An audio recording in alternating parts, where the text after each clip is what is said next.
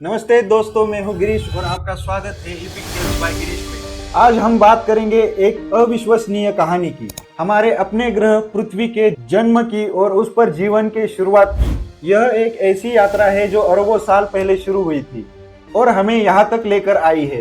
तो चलिए चलते हैं इस ब्रह्मांडीय यात्रा पर। आज से करीब 4.5 अरब साल पहले हमारे सौर मंडल सिर्फ गैस और धूल का एक घूमता हुआ विशाल बादल था, जिसे सोलर नेबुल कहते हैं। इसमें न तो कोई सूरज था और न कोई ग्रह था। यह एक खाली और शांत जगह थी, लेकिन इसी शांति में एक हलचल पैदा हुई, गुरुत्वाकर्षण। इसे इंग्लिश में हम कहते हैं ग्रेविटी। ग्रेविटी ने अपना काम शुरू किया।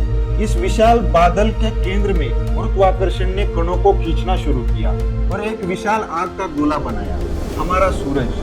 सूरज के चारों ओर बाकी बची हुई धूल और गैस भी घूमने लगी और धीरे धीरे छोटे छोटे चट्टानों और टुकड़ों में बदलने लगे। ये छोटे चट्टानी टुकड़े आपस में टकराने लगे और एक दूसरे से जुड़ने लगे। यह एक बहुत धीमी प्रक्रिया थी जो लाखों सालों तक चली। धीरे धीरे इन टकरावों ने एक बड़े गर्म और पिघले हुए ग्रह का निर्माण किया। वह थी हमारी धरती। शुरुआत में पृथ्वी एक उबलता हुआ लावा का गोला था, जिसका तापमान 1100 डिग्री सेल्सियस से भी ज्यादा था।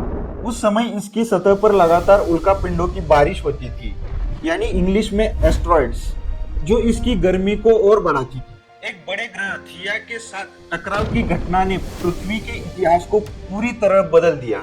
इस जबरदस्त टकराव से जो मलबा अंतरिक्ष में फैला, उसी से हमारे चंद्रमा का जन्म हुआ। टकराव के बाद पृथ्वी धीरे धीरे ठंडी होने लगी। जब यह इतनी ठंडी हो गई कि पानी जम सके, तब करोड़ों सालों तक चली बारिश ने महासागरों का निर्माण किया। अब पृथ्वी पर पानी आ चुका था, लेकिन क्या जीवन भी आ चुका था? नहीं।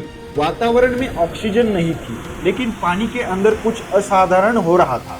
वैज्ञानिकों का मानना है कि आज से लगभग 3.8 से 3.5 अरब साल पहले गहरे सागरों में मौजूद ज्वालामुखियों के पास या उथले गर्म तालाबों में कुछ खास रासायनिक क्रियाएं हुई। इन क्रियाओं ने पहले सबसे सरल एक कोशिकीय, यानी इंग्लिश में सिंगल सेल्ड सूक्ष्म जीवों का जन्म दिया। ये जीव इतने छोटे थे कि हम उन्हें देख भी नहीं सकते।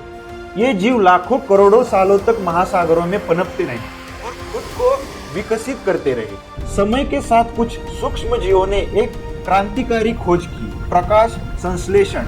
इसे हम इंग्लिश में कहते हैं फोटोसिंथेसिस।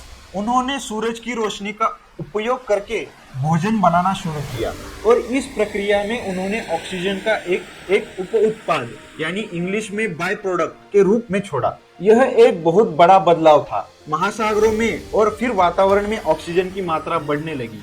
इससे ओजोन लेयर बनी, जिसने पृथ्वी को सूरज की हानिकारक किरणों से बचाया। अब जीवन के लिए एक नया रास्ता खुल चुका था।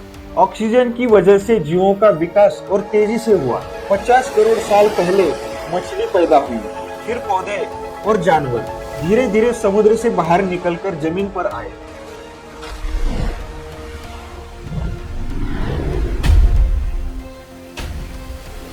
डायनासोर का युग आया और गया, फिर मैमल्स का विकास हुआ और अंत में हम इंसानों का।